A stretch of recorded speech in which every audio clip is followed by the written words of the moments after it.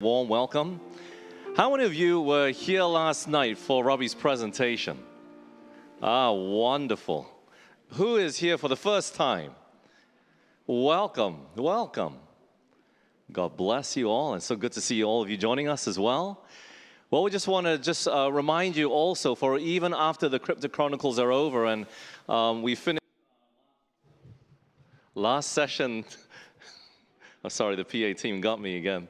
Tomorrow, we are still going to run a Daniel's Masterclass on Wednesday evening, starting at 7 p.m. It won't start at 6:30, but it'll start at 7 p.m. And the sign-up sheet is out there on the table. And it's important for us to sign up because we are having materials for each person that signs up. So it's quite important that we get those numbers correct. Otherwise, if you do come, you might not have any materials to look over. So we do encourage everyone to sign up there. On every Wednesday night, we'll be running for 16 weeks. We'll have 16 studies, the studies of Daniel, okay? But anyways, sorry? What about over Christmas period? We'll get to that. We'll get to that. We'll cross the bridge when we get to it. Yeah. But just make sure you sign up and you have your materials there ready for you on the Wednesday night. So we'll be expecting everybody there at 7 p.m. on the Wednesday. But before I invite Robbie up, I just want to ask all of you to just bow your heads with me as we offer a word of prayer. Let's pray. Father in heaven, thank you so much for this time that we have to come and study again, to listen to the words that Robbie has to share with us. And I just pray, Lord, that you would be with him and be with his voice, be with his words, guide him, Lord. And I just pray for a blessing upon each and every one of the listeners, that you'd guide us in our faith journey and help us, Lord, as we learn to experiment with you as well, that you would touch our lives, that you would guide us and lead each of us as well. Thank you, Lord, again, we pray in Jesus' name. Amen.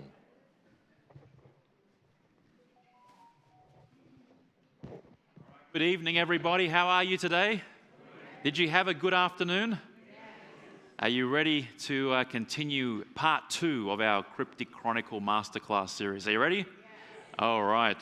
Well, I get asked a lot of questions, as you can imagine, when you have a radio show that reaches across Australia.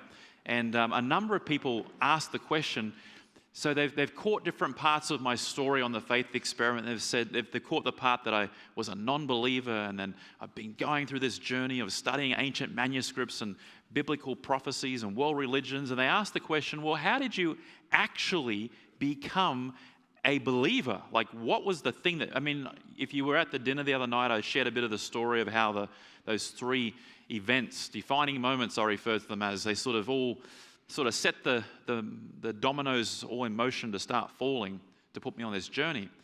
But look, I could spend 16 episodes and tell you, or you get the Faith FM app and go to the app and look for the Faith Experiment. Start with episode 1 and you can listen to the whole story. But to get to the real point, it was really, really interesting. I got to a point after some of the stuff I'm sharing with you now, I intellectually started to think that there has to be something to this. If you were here last night, you saw that there's a whole bunch of archaeological evidence outside of the Bible that validates the claims the Bible has been making for millennia. That smart people, I'm not putting down anybody, but when smart people look at the one single source of the Bible and say, well, that's the only place that talked about these characters, how can we trust it?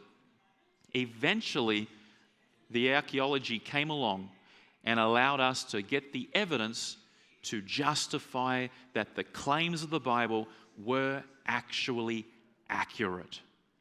It's phenomenal. But that's an intellectual exercise, isn't it? That's a matter of let's tick the boxes, let's see what the evidence suggests. But at some point it had to become real to me, because why would I have a whole life change over just some facts? And I've had a number of people ask me that today and last night. Well, what was the thing? What was the thing? All I can say is if you want to hear the whole context, you need to listen to the whole story. But there was a particular event that took place, probably about 8 months on my journey, that led me to see that not only was this stuff intellectually rational, but it was intellectually It's not really intellectual. It's really the connecting between the supernatural and the natural. I'll leave it at that. If you're interested, it's episode 11, 12, 13, and 14 specifically. And I might pick up a bit on that tomorrow night when we wrap this thing up. All right, so let's get into Cryptic Chronicles. It's a little mini masterclass series. And remember the goal last night? The goal is, by the time you finish tomorrow night, you will have got a good introduction to why we believe that the biblical manuscripts are not contradictory and that they're historically accurate. Did you see that evidence last night? Now, that wasn't all the evidence we have, but that was some good evidence to show you some of the most contentious points about the historical accuracy of the biblical manuscripts. There's evidence for it. Tonight, we're going to switch gears. Do you remember the two questions I left you with yesterday about how we would have to have these two questions answered if we've got a source that can tell us the future? Do you remember what they were? I don't have any prizes, but let's assume there's a prize. Historically accurate and proven track. Very good. You guys are nailing this masterclass. Exceptional students.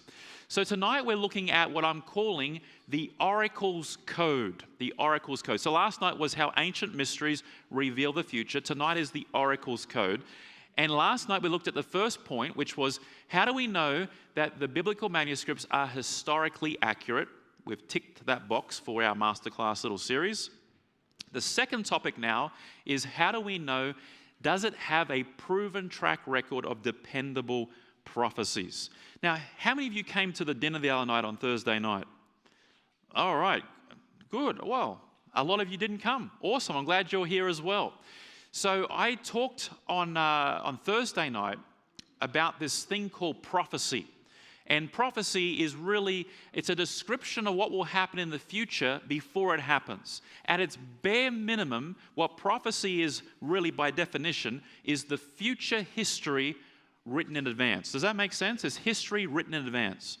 So we looked at on Thursday night, for those who weren't there, we looked at this idea that when you look at the world religions, you look at Islam, Hinduism, Buddhism, and Judaism and Christianity together. You look at these four major religions, very, very few of them have a claim to support the evidence for what they say is the author. And if you were there, you remember this. What was the claim in Islam? Was there a claim that the author was divine? Yes, absolutely. The author was claiming to be Allah and the prophet being Muhammad. When we go to the Vedas text, is there a claim that the author is divine? Not really. There is the deity element in there, but it doesn't claim that the writer and the author of the text, the Vedas, is divine. When we go to Buddha, Buddha specifically was asked, are you divine? He said, no, I'm not. And so we don't have it in Buddhism. When we come to the Bible, when we come to this book that most of you have, by the way, the statistics tell us that in Australia, the average Australian home has 2 Bibles. How many Bibles do you have in your home, out of curiosity? Who has one? Raise your hand if you have just 1 Bible in your home. 2 Bibles in your home. 3 Bibles in your home. 4 Bibles. Man, some of you are way above average. Congratulations. But the question is, have you read it? And so the interesting thing is that when you read the Bible, as I did many, many years ago, you come across a statement in a book called the Book of Isaiah, where the author claims, who happens to be Isaiah, he claims that he is speaking on behalf of God. And in Isaiah chapter 46 and verse 9, he says that God of the Bible is the only God. Remember that from the other night, the dinner, for those that were there? Now, as I said at the dinner, it's very easy to write down on a piece of paper that the author is God. I can do it. I could use ChatGPT to write it. I could write it with my own hands. I could print it. I could write it very easily and say that God wrote this piece of paper.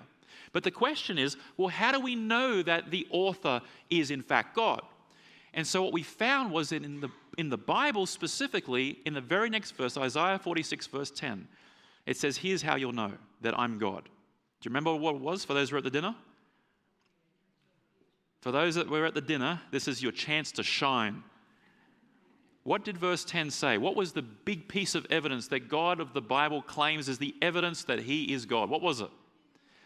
I will tell you the future before it happens. And when it happens the way I told you it will happen, that's the evidence that the author of the Bible is God. Now you go, that seems pretty simple. Yeah, it does seem simple until you realize that no other religious document on planet Earth does that except the Bible. And so the question now is, well, how do we know if the prophecies are accurate? How do we know if they're fulfilled? So I put up here on the screen, I shared this with you at the dinner, that in the biblical manuscripts, so we've got two sections. We've got the Old Testament, which is basically the manuscripts before Jesus, which last night we called them what? The Dead Sea Scrolls. That's the Old Testament, 1/3. The second part of the Bible is called the New Testament. It's about 1/3 of the Bible, and that's basically the story since Jesus showed up. So one part's after Jesus, one part's before Jesus. Does that make sense? Now, when you combine all that together, you have the library called the Bible. It's a library because there's 66 books in it. Now, if you take this whole book, you have got 1,817 prophecies in this book. And as I suggested the other night, that if the author of this book claims to be God, the only God, there's no one else, there's only him, and he suggests, here's the evidence I'm going to give that I am in fact God and the author of this book, it's prophecy, then that means that there are 1,817 opportunities to test the claim. Does that make sense? So before we can test the claim, this is what we did last night's Masterclass, we have to ask the question, is this book even historically accurate? Because many people, including people like myself when I was an atheist, I would say this book is a load of rubbish. It can't even get the facts right. The people it talks about didn't exist outside of this book. The towns it talks about didn't exist outside of this book. So last night's presentation was to establish, can this book be reliable and trustworthy for its historical accuracy? And I think the answer is yes. So now tonight we're going to shift gears. Now that we've established that it's historically accurate, let's look at some of these prophecies and see whether or not they are actually dependable in their fulfillments. Now, I touched on this particular part of what I'm going to talk about tonight at the dinner, but I'm going to get into more detail. And for those who weren't here, which is the vast majority of you, congratulations, you're not going to miss out on anything. So tonight I want to take you back to those Dead Sea Scrolls, found in 1947 in those caves amongst the area of Qumran, right there on the coast of the Dead Seas, near Israel. When they found these Dead Sea Scrolls, as I suggested last night, one of the scrolls that they found in particular was a scroll called, we call it today in our Bibles, the Book of Daniel. But it's really a scroll of Daniel, not a book. Now, the scroll of Daniel was written around 600 BC. And there's a period of time that was written over, but it's around about 600 BC, just to be sort of ballparkish. And the amazing thing is, in this scroll, there are around 9,000 words. Now, that's not a lot, but it's significant if the author claims that these 9,000 words came from God. So in these 9,000 words, there are really two sections. There are historical sections, and then there are predictions, two different sections. And some of it's sort of overlapped. Now, I'm going to scratch the surface tonight on this scroll of Daniel. But Pastor Ben will be going into great detail starting next Wednesday night, 7 p.m. Did I get that right? 7 p.m. He's going to be going into great detail into this scroll of Daniel. And so if you, like I said the other night, if you haven't done it, you need to be enrolled for this. If you have done it, get ready to have your world rocked by doing it again. So sign up because you need to get those resources. Otherwise, you're sitting there twiddling your thumbs like the kid that didn't get a textbook. So make sure you sign up. So we've got two sections in the book of Daniel. There's 12 chapters, and roughly 6 of the chapters deal with historical accounts that took place in the life of Daniel, and 6 chapters deal with predictions that impact the immediate time of Daniel, but they go all the way down to the end of time, which we'll see tomorrow night, just a little bit. Now, before we look at the book of Daniel and a prediction in this book, we have to ask ourselves, is there any evidence that this is a 6th century BC document? Meaning, is this book written in the 600 BC? Because if it's not established that it's a 6th century BC document, then we will have a lot of problem believing the predictions. Because why? If you predict something and you write it after the event has happened, will you get the prediction right? Of course. But is it really a prediction? No. And so one of the biggest objections with scholars, even some scholars today, with the book of Daniel, is that the book of Daniel was written after the predictions. Does that make sense? So we want to look at 5 pieces of evidence that shows us that the book of Daniel is clearly a 6th century BC document. And this will become phenomenally important as we move into the rest of the program tonight and tomorrow night. So let's have a look at them. The first piece of evidence that suggests that the book of Daniel is at least a 6th century BC document is the Rabbi Jesus. Now, whether you believe in Jesus or not, that's up to you. I would hope that you would see enough compelling evidence to believe that he was a historical figure. In fact, do you know that most historians, whether they're religious or not, conclude, based on the evidence outside of the Bible, that Jesus was a historical figure? Now, they don't necessarily believe he's the Messiah, the Son of God, but no serious scholar today can argue that Jesus didn't exist. There is too much biblical evidence and extra biblical evidence to suggest that Jesus was a real person. That's another whole range of presentations. But let's just go back to what this Jesus says. In his life and teachings, which date from about 27 AD to 30 AD, he teaches that a lot of what he is telling his followers is going to happen in the future will be found by studying the book of Daniel. Now, Jesus doesn't quote a lot of prophets, a lot of the books of what we would call the Old Testament, but he specifically mentions the book of Daniel or the scroll of Daniel by name. And he puts it in the context of not what happened before he came along, but what's going to happen after he's come along. Does that make sense? So Jesus, the Rabbi Jesus, in his mind, reading the book of Daniel and knowing the book of Daniel, he says, this book of Daniel, yes, there are parts that have spoken to our past in his time, but a large portion of this book is describing the events for the future. So the Rabbi Jesus believed that the book of Daniel was older than the predictions it's making. Does that make sense? If Jesus believed that the book of Daniel was going to talk about history and not predictions, he wouldn't be recommending it to his audience in 27 AD if they want to know what's going to happen in the future of 27 AD. Does that make sense? So that's the first piece of evidence that suggests the book of Daniel was written before the event. Does that make sense? Are you with me so far? Evidence piece number 1. Number 2. We said last night, with the discovery of the Dead Sea Scrolls, they were able to find in the clay jars with the scrolls a number of coins. And those coins date back to 200 BC. That's the oldest coin that we've found. And the newest coin, the freshest coin, is 100 BC. So nothing beyond 200 was found in the clay jars so far, and nothing was newer than 100 BC. Does that make sense? Now, not just the coins, but I suggested last night that they also have radiocarbon dated some of the papyrus and some of the animal skins. So some of these scrolls are written on animal skins, and when it's an animal skin, it can be carbon dated quite accurately. And so they have found that the carbon dating of the manuscripts themselves have also confirmed that they are between the 200 BC and the 100 BC range, the same as the coins, which makes good sense. But the third thing that they found was the style of the script. The script that has been written was consistent with Aramaic of that time period, which I'll talk about in a second. So this third piece of evidence comes from a Roman, well, he was a Jew that became a Roman.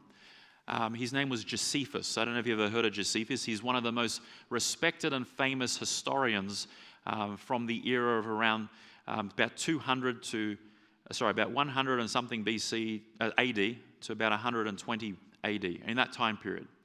And he was such a good historian that when he became a Roman, he saw the siege happening with Jerusalem, and he sort of bailed. He left the Jews for dead, so to speak, and joined with the Romans, and he chronicled the events as a historical record for the Roman Empire.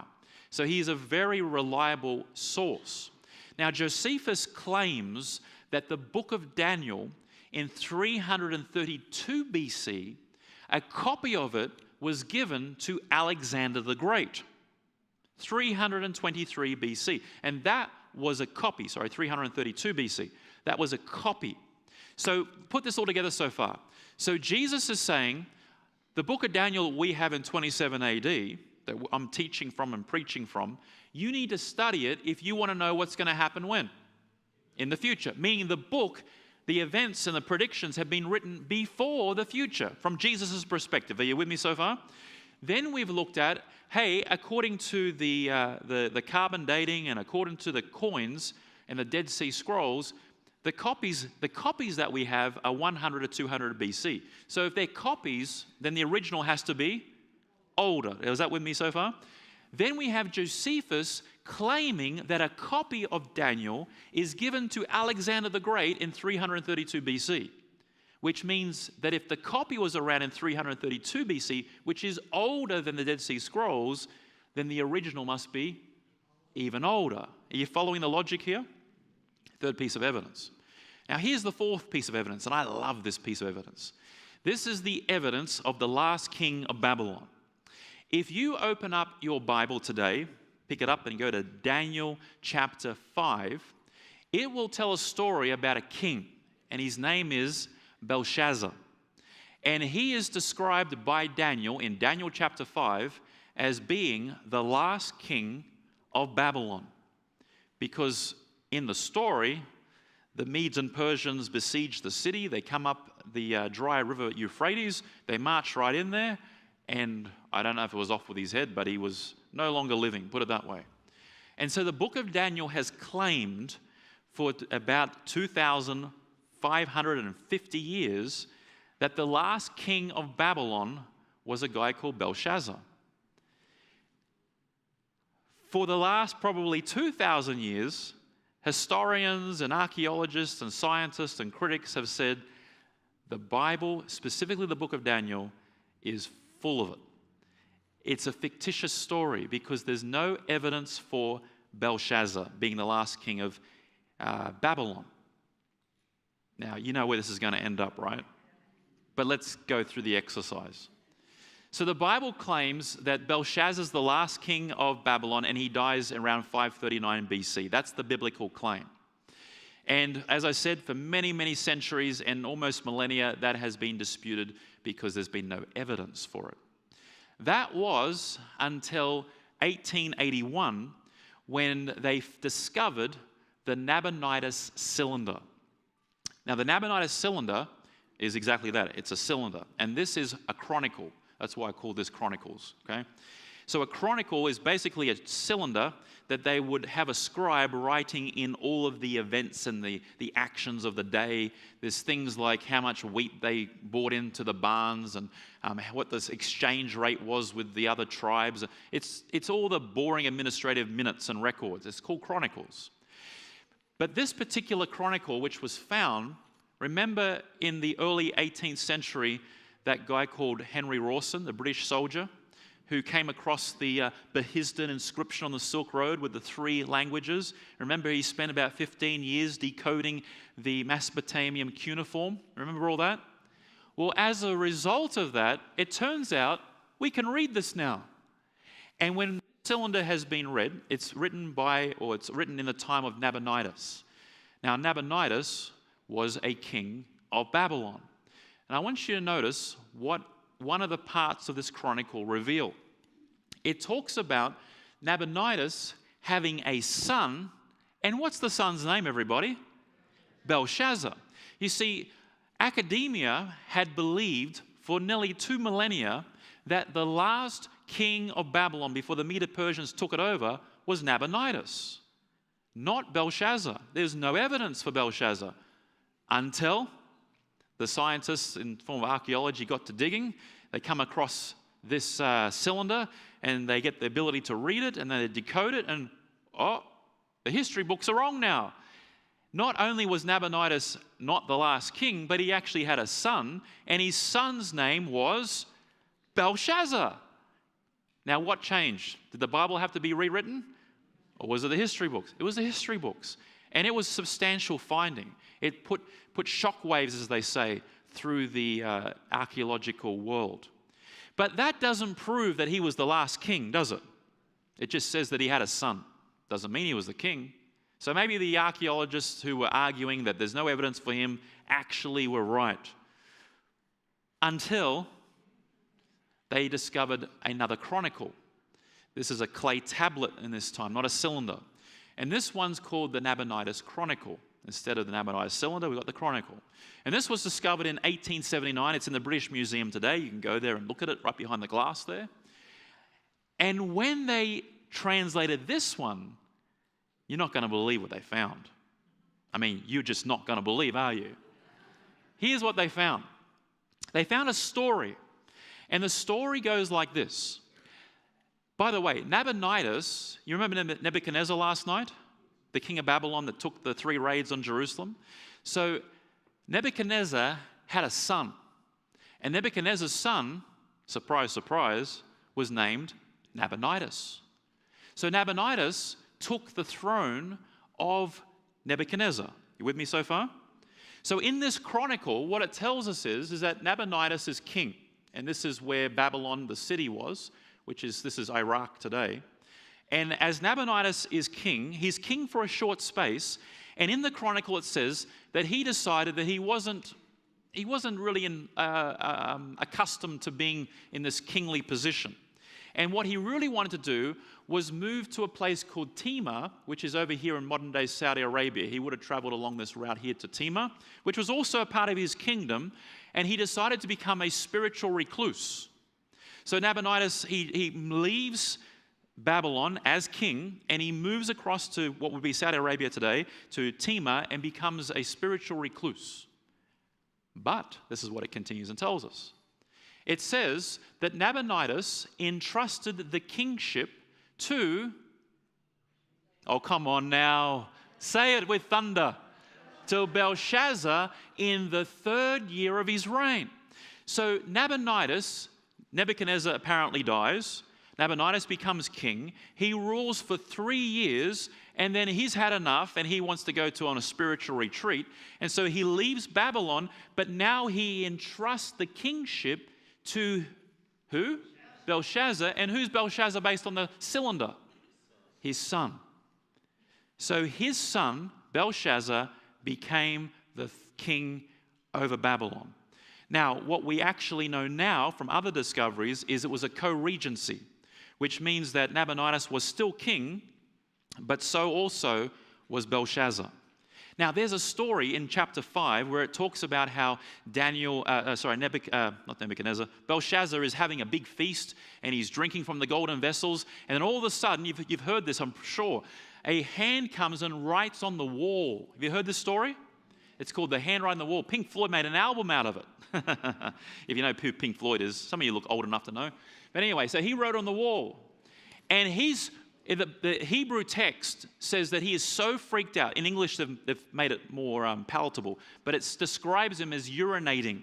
His knees are clashing, and he's urinating. I mean, you would too. You saw a bodiless hand writing on the wall, you'd probably urinate yourself too.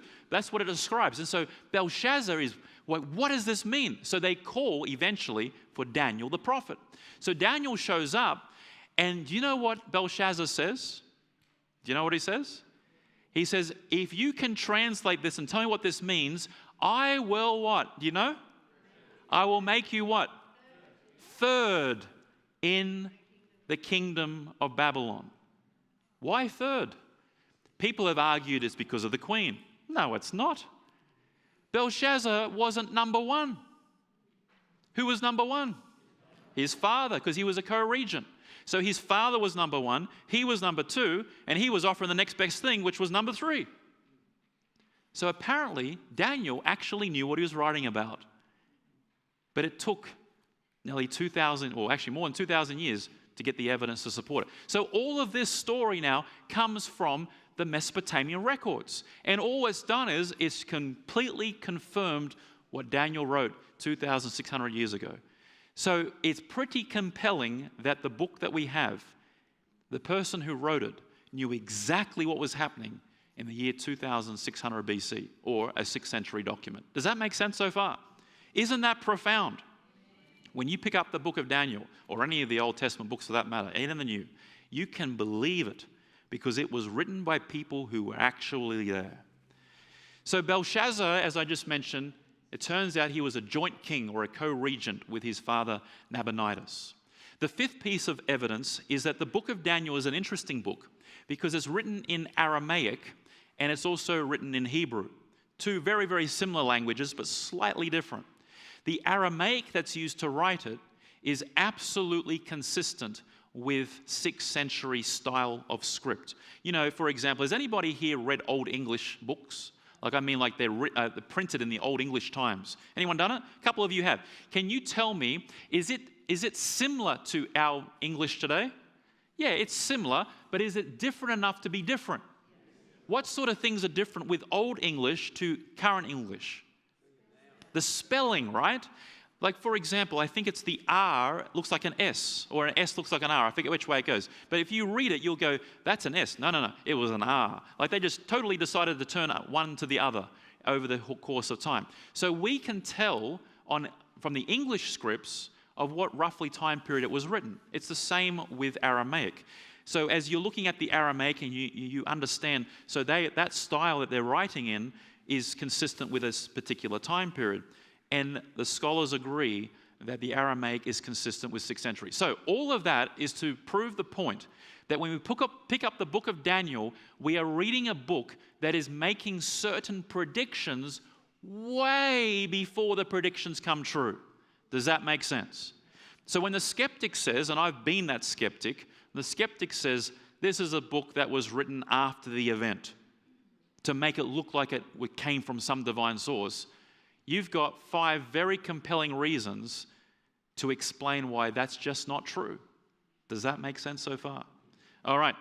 So let's have a look at this book of Daniel for a second. We're going to look at one particular example of a prediction that was written in the 6th century, thereabouts.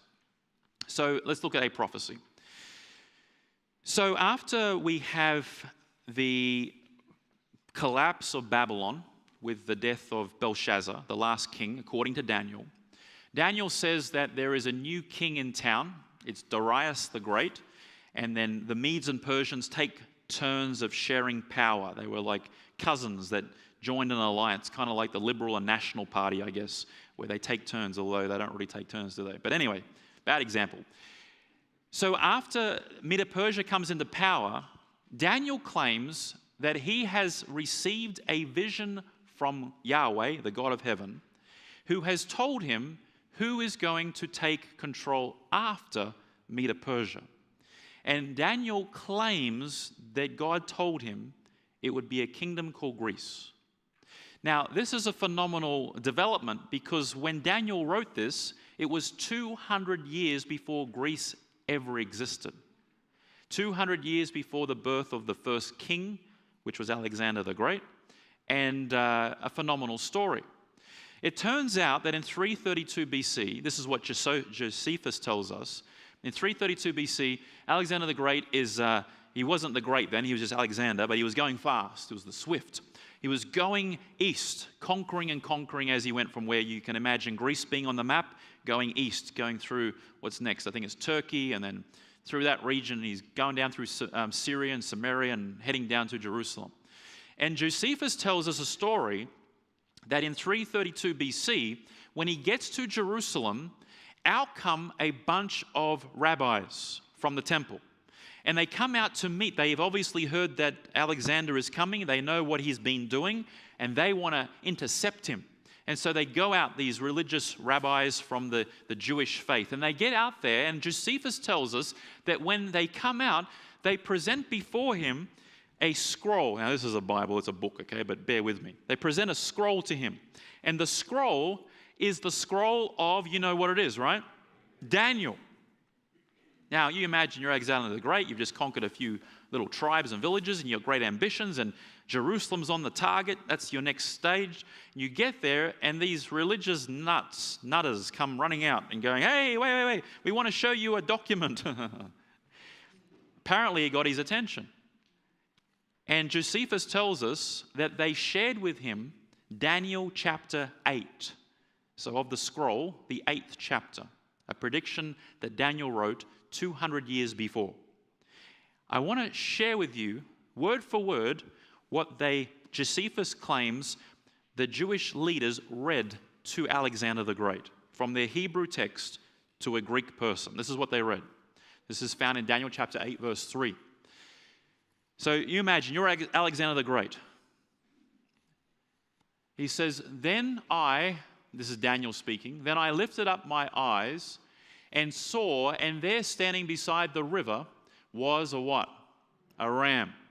I saw the ram pushing west, pushing north, and pushing south, so that no animal could withstand him, nor was there any that could deliver him from his hand.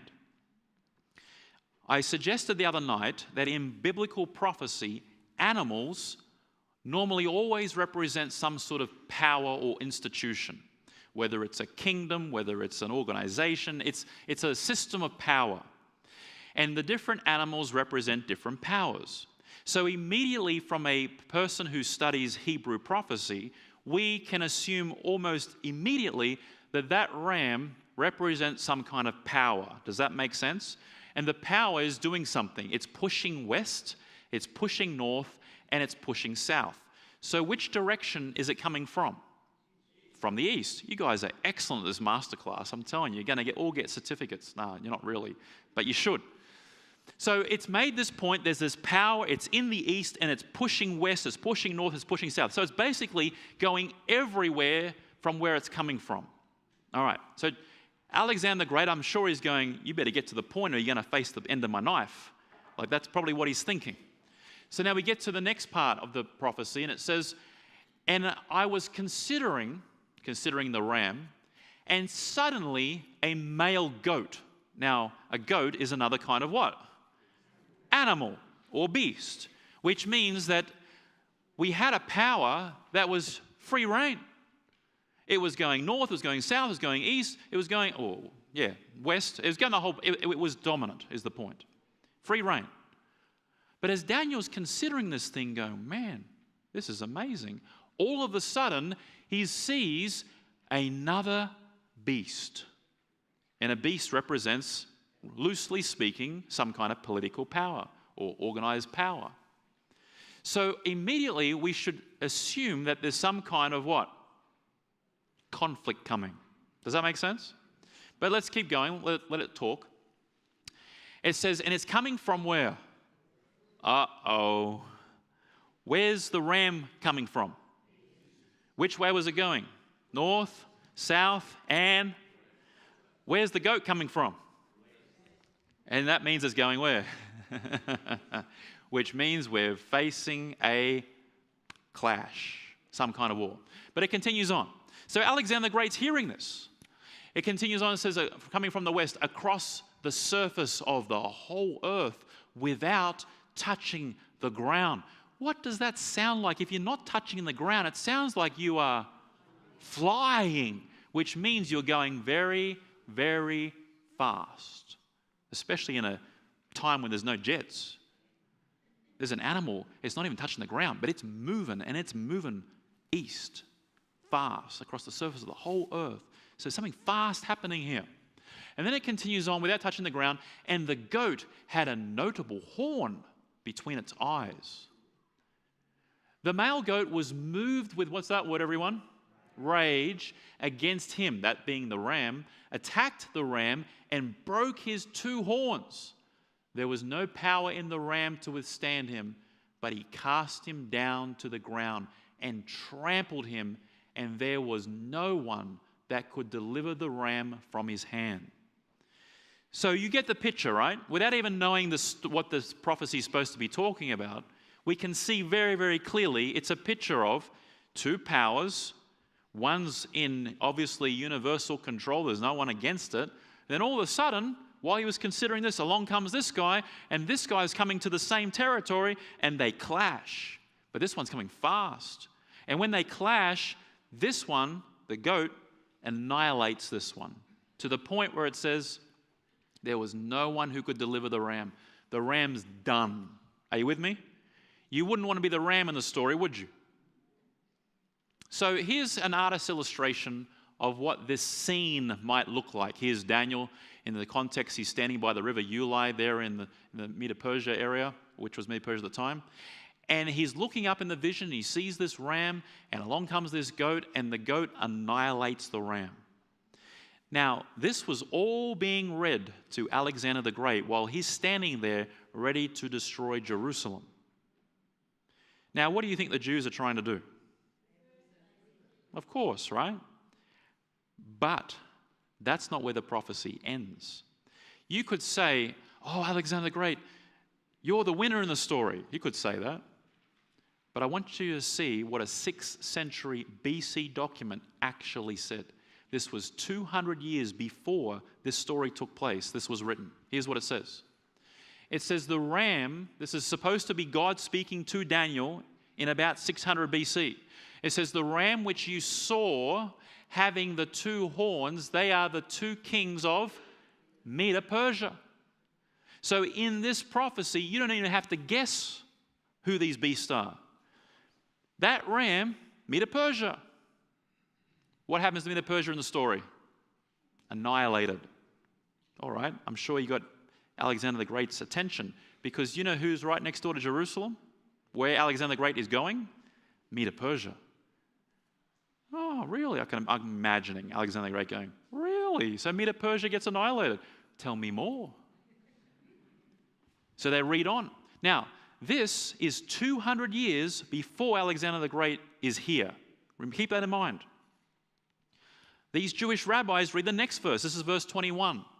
It says, the male goat is the kingdom of Greece. The kingdom of Greece is the goat. This was written 200 years before Alexander the Great shows up at Jerusalem. Okay, that's where you go, wow, that's a wow moment. And that's why I said it's so important to understand that this was written before the event. Otherwise people go, oh, that was written after the event. No, no, no, no, no. It was written before the event. So look what it says. It says, the male goat is the kingdom of Greece, and the large horn that is between its eyes is what? What kind of king? The first king. Do you know your European history? Shame on you. No, I'm just joking. I hated history as a kid. In fact, I got a D in history in school.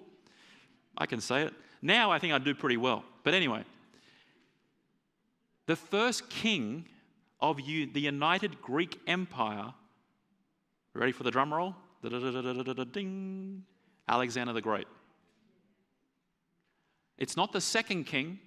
It's not a king. It's not the third king. It's not the fourth king. It's the first king of this Greek empire is the one that's going to be going fast across the Medo-Persia and wipe them off the face of the earth. 200 years before this happens. Not the second king, not the third, the first king. Who's the first king? The guy they're reading the story to. If I was Alexander the Great, wow, I like your God. Your God knows my kingdom and that I'm the first king and I'm the great horn and I'm going to wipe my adversary off the face of the earth. I like this. So much so that I'm not going to destroy Jerusalem. In fact, here's what I want to do. If I'm Greece in your story and I'm going to annihilate Medo-Persia according to your God, I like your scriptures. And I mentioned this the other night. Alexander the Great then says, I'm not going to destroy Jerusalem. In fact, here's what I'm going to do. I'm going to leave with you some of my scholars, my academics. And I want them to work with your best academics. And I want you and them to work together to translate your Hebrew text, all 39 books, into the Greek language, because the Greek language is the language of the universe now, according to Alexander the Great. And so they do. They assign 70 rabbis to work with the Greeks to translate meticulously from Hebrew into Greek. The translation is known as the Septuagint. It's the same translation that we use today when we study the Hebrew, the Old Testament, in the Greek language. Some of us theologians and wannabe theologians, it's hard to learn Hebrew and Greek. So if you learn Greek, you can read the Greek New Testament and the Greek Old Testament translated because of Alexander the Great. If you want to be really technical, you need to learn Hebrew and Greek. You with me? So Alexander the Great commissions the Bible, the translation of the Old Testament into Greek that we still use to this day because he read this prophecy. Now, here's where it gets interesting. By the way, he moved on. He left the Jews there. He left Jerusalem there. He went over there, and he did. He annihilated Medo-Persia, fulfilled it perfectly. But Josephus doesn't tell us if the Jewish people told Alexander the Great the rest of the prophecy. Here's what it says. It says, the large horn that is between his eyes is the first king. The focus of this vision for Daniel is not so much the goat, that's Greece, it's the king, the first king, the great horn. Are you with me? Notice what it says next. So we know that's Alexander the Great. Let's continue on, the first king. Yep, that's Alexander the Great again, just in case you don't know who he is. Here's what it says next. Therefore, the male goat grew what? Very great. Who's the male goat? Greece. So Greece, once they conquer Medo-Persia, they grow very great. Exactly what history tells us. It says, what's that word there, everyone? But. You don't want to see but in a prophecy when your name's in it. Growing very great. But when he became strong, the large horn, who's the large horn? The first king of Greece, which is Alexander the Great. So when he becomes strong, the large horn was broken. If the horn represents a person, as in the king, and now the horn is broken, what happens to the person? It's the end of his story. So like I said, Josephus makes no mention whether they read this part to him or not. But the next part of the prophecy is not so great for Alexander the Great. Once he becomes great, once he defeats Medo-Persia, and when he becomes strong, he was broken. Do you know the story of Alexander the Great? When he goes into Medo-Persia and he wipes them out and becomes the king of the world, at that point, the known world, he's celebrating. And this is legend, we don't have facts for it, but the story goes that he drunk himself silly in celebration and woke up dead. Yes, you heard me right. He woke up dead, meaning he died. He was broken. And the legend says that he was mourning because there was nothing more to conquer. He'd conquered everything. He was only a young man in his mid-30s. He was broken. And he died. Notice what it says next, though. And in place of it, in place of what? The large horn, which is who? Alexander the Great. So in place of Alexander the Great. So Greece is still there. I mean, they just conquered half the world. In the place of Alexander the Great, it says 4 notable ones came up toward the 4 winds of heaven. Now, it's talking about 4 notable horns or 4 additional horns. So we had a great horn which represented the king, which was the first king, which was Alexander the Great. But he goes off the scene. And in his place, the Bible's predicting 200 years before Alexander the Great is even born, it's predicting that when he's gone, there'll be 4 people to replace him. Now, do you know your history? That's exactly what happens. Alexander the Great dies in his early 30s, as we said, probably from alcohol. Anyway, you can picture the rest of it. He's dead. He has no offspring. And so the kingdom of Greece is given to his, not 3 generals, not 1 general, not 5 generals, no, 4 generals. How many notable ones? 4. This is uncanny. It continues on and says this, as for the broken horn and the four that stood in its place, 4 kingdoms shall arise out of what nation? Out of Greece, but not with its power. It's predicting that when Greece finally conquers Medo-Persia and Alexander the Great dies and the kingdom is given to the 4 notable ones, the 4 generals, you end up with how many kingdoms? 4 kingdoms, but none of them have the power of Greece. And if you know your history, it was chaos after Alexander the Great died. Yes, it was still Greek, and it was still Greek language and Greek philosophy and Greek literature and art and all that stuff, but it was at constant war. The 4 generals that took over, they all wanted to be number 1. And so you have the king of the north fighting against the king of the south. They have the king of the east against the king of the west, and they all fight, and then eventually they wiped out each other and left just north and south. And that's what you read in the book. It's Daniel chapter 11, talks about the king of the north and the king of the south. And this fight that takes centuries to sort itself out. This is exactly what we saw play out in the life of history. These are the 4 generals that became the 4 kings of the broken, well, it wasn't really broken, but basically the civil war that took place within Greece. Exactly as the Bible predicted, 200 years before Alexander the Great existed, with precision. I mean, this is like reading a history book, because prophecy is history written in advance. But it continues on and says this, 4 notable ones, those 4 horns come up toward the 4 winds of heaven, and then it says, and out of one of them. So follow the trajectory here. We have the ram, the goat, the big horn, come over here, wipe out the ram, the big horn broken, 4 horns come up, fight. Then all of a sudden they disappear off the stage and a little horn pops up. And notice what it says. The little horn which grew, what's that word there? Exceedingly great toward the south, toward the east, and toward the glorious land. Then it says, and it, this is the little horn now, cast down some of the hosts and some of the stars to the ground and trampled them.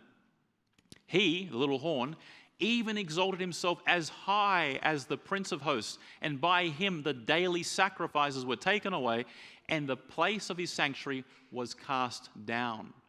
He cast truth down to the ground, and he shall even raise himself against the what? Prince of Princes. Now, from a Hebrew perspective, that expression there, that title, Prince of Princes, is the Messiah. When you're Hebrew and you read that, you're thinking Messiah. That's Messiah. So get this. After Greece, the big horn broken, Alexander the Great, 4 generals come up, they fight it all out, they fade away, up comes a little horn, and then grows how big? Exceedingly great. It has all these characteristics. It's going to go this way, this way, this way. And one of the things it's going to do is even rise up against the Messiah. Daniel and his people in 6th century BC have been looking for Messiah for a very long time.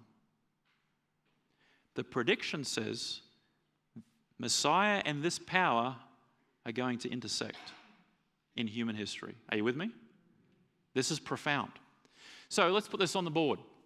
The rise of the little horn. It's going to go south. That's the first characteristic. It says in Daniel chapter 8, verse 9, it grew exceedingly great toward the south. Number 2, it will go east. Number 3, it will go into the glorious land, which is where it's the description for Israel. So look at this. If it's going south and it's going east and it's going west into Israel, then it's going on all points of the compass so far, isn't it? And then it says it will be it grew exceedingly great, greater than Greece. I mean, we're not going to miss this power, are we? You following? We know how big Greece was. This is bigger than Greece. You're not going to miss it in human history. Number 5, as we said, it will stand against the Messiah. Number 6, it will cast down the sanctuary. Number 7, it will take away the daily temple services. And number 8, it says it will trample on God's people. It says it will cast down some of the hosts and some of the stars of the ground and trample upon them, which is language for persecution. So when we look at this little horn that comes up out of this, the the remnants of a broken Greece. When we look at the chronology, when we look at the events and the descriptions and the directions, there's only one power that this can fit, and that is the rise of Imperial Rome. It's exactly what happened. As Greece was fighting amongst itself for this region versus that region and that and this and that, a little city-state called Rome started to have ambitions bigger than its little state. And it grew, and it grew, and it grew. And when we notice what it did, Rome went south. You know where Rome is on the map in Italy today? It went south, which is directly south is northern Africa, or Egypt. And it established colonies all through that part of the world, exactly as the prophecy predicted. So you see it here. This is the Roman Empire. From Rome, it's gone down into northern Africa. That was the extent that it reached. We then read that it went east into Mesopotamia. Here is where Rome is, and there is east into Mesopotamia. Tick that box as well.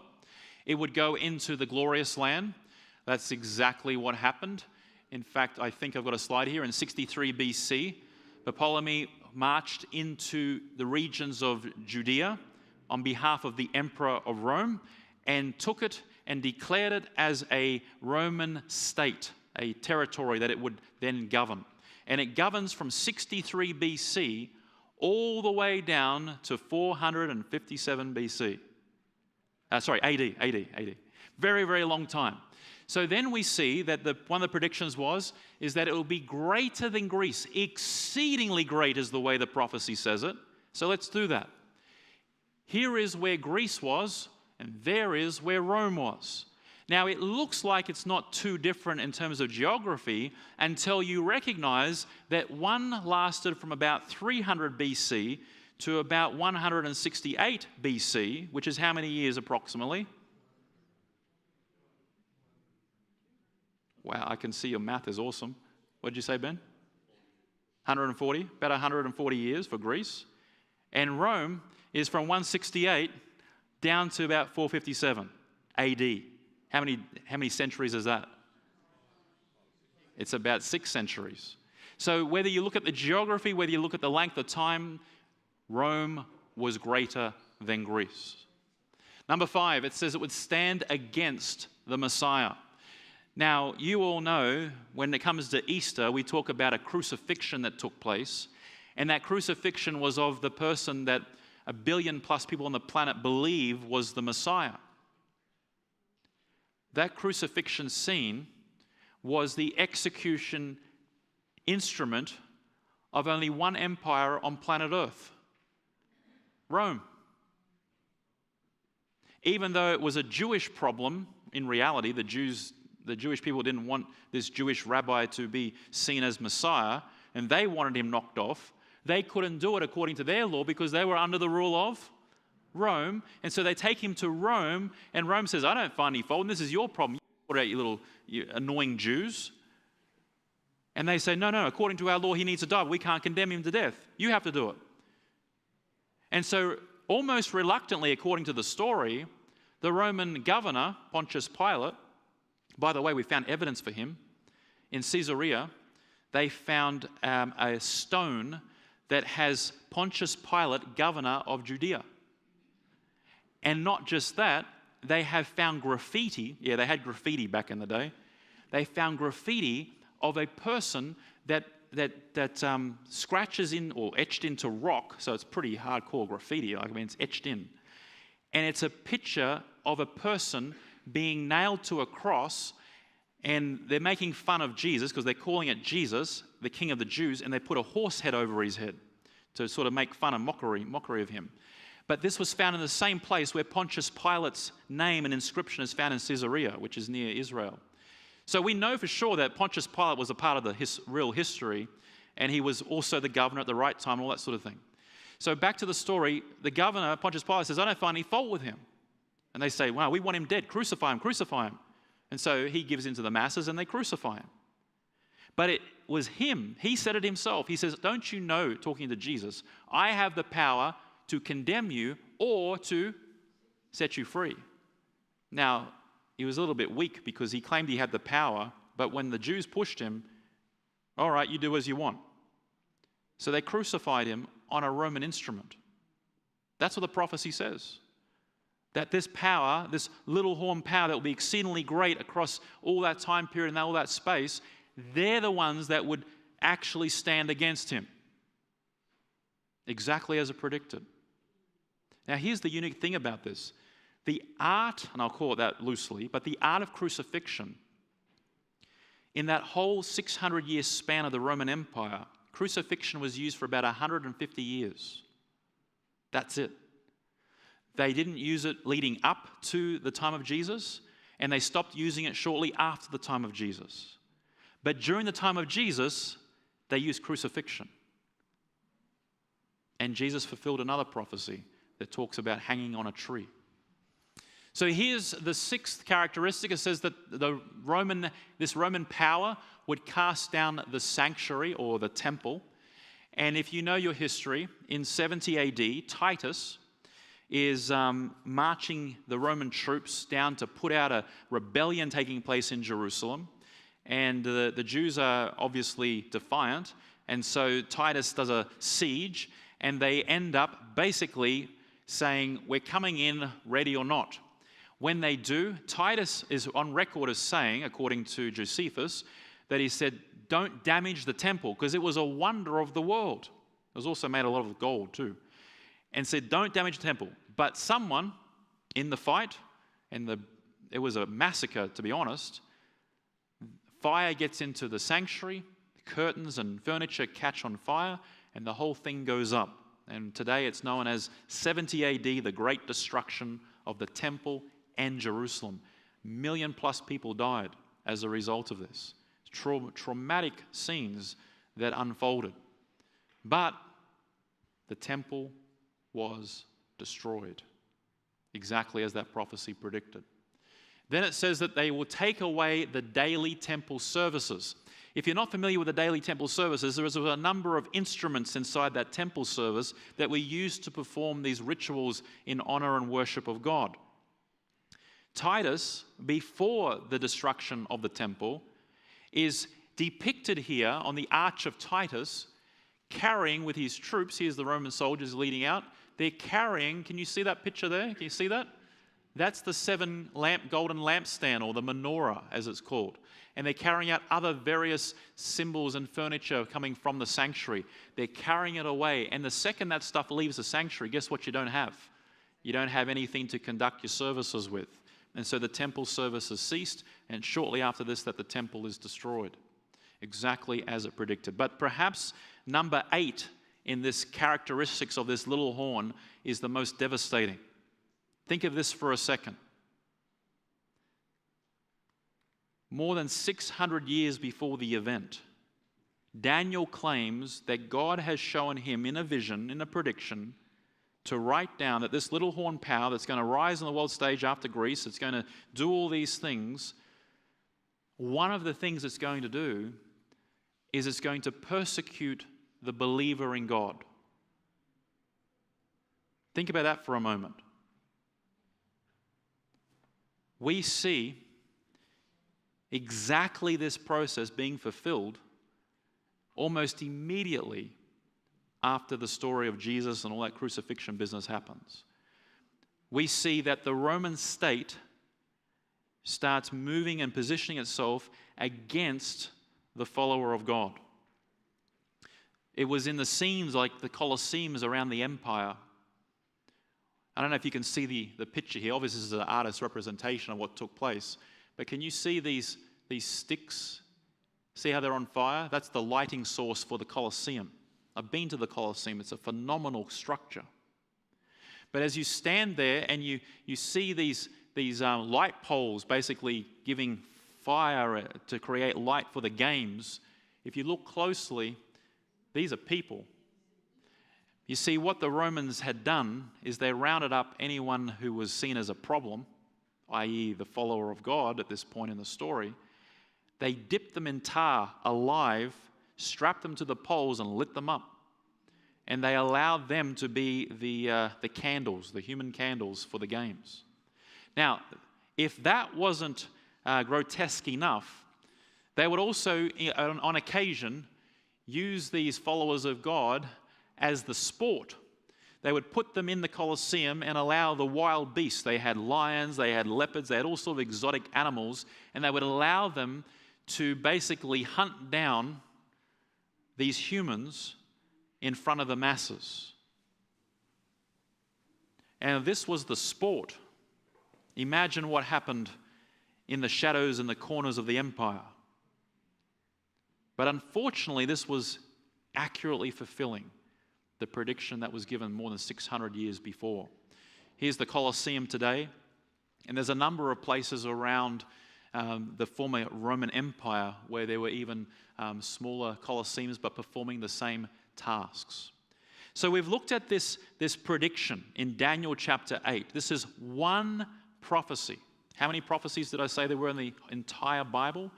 1,817. You guys are going to get that certificate. I'm not promising you, but you deserve it, I tell you. Of all of those prophecies, we've looked at one. All what we just went through, which are 13 different predictive elements, all those 13 things equate to one prophecy. So when we say that there's 1,817 prophecies, there's a lot of predictive elements in every one of those prophecies. So in this 13 predictive elements, we see that there has to be a kingdom called Medo-Persia that is attacked by a kingdom called Greece by name. And the first king of Greece will be the one that will lead that Greek empire against the Medo-Persians. Not the second king, not the third, the first king. And then he will end up being dead. And that will create room for 4 kings to come up in his place. They're going to fight it out, but they will never be as strong as the Greek Empire was.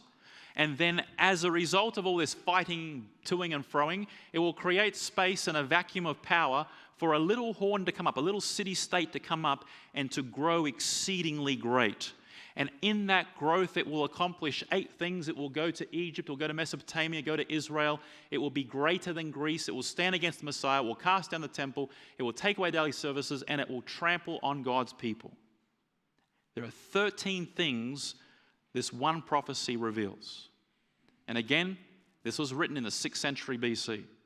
That spans from about the 5th century BC all the way down to well into 400 AD.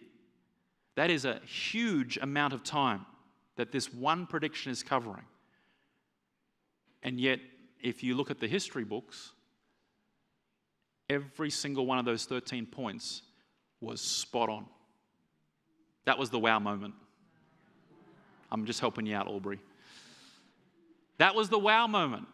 That's where we see one of 1,817 prophecies.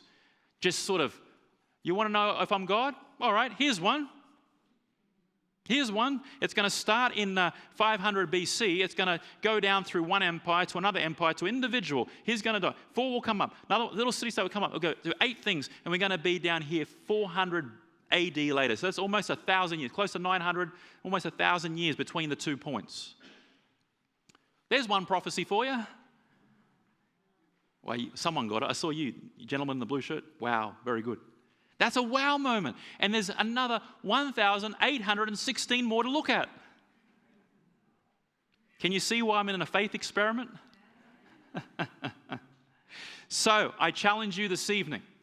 Either, after everything we looked at, either this is still a hoax, meaning that somehow this book got smuggled by some time traveler somewhere back in, it was written in after all the events happened and then taken back into time and dropped in some clay jars and given to Alexander the Great and all this stuff to somehow tell more the future, or it's supernatural. It was in fact exactly written when it claims it was written by the person who claimed to have written it and told us the things that he claims is going to happen. And then we just get to sit back here in our comfortable present millennia of 2023 and look back and go, wow, you guys are getting better. Tomorrow you'll nail it, I'm sure of it. So that brings us to an interesting point. All of that's very interesting, Robbie, I can hear you say, but that's the past. I want to know about the future. After all, that's what you started your big conversation last night about. The future. Who can tell the future? That's all the past. Well, we have to look for, number 2 was, is there a source that has a dependable track record with predictions? I've given you one example. I could go all night, but I can see you getting tired. There is dependable predictions in this book. There is historical accuracy in this book. But what we're going to pick up tomorrow is, that's all great for the past. But did you know that this book actually starts talking about our time into the future? And so that's what we'll be looking at tomorrow night. We come back and we examine the last superpower. And I think I got the right time, Ben. Is that right? 6:30? All right, cool. So tomorrow night, we'll do our 3rd and final installment in this little mini-series, this little masterclass series on the book of Daniel, prophecy, decoding the Chronicles. Over to you, Ben.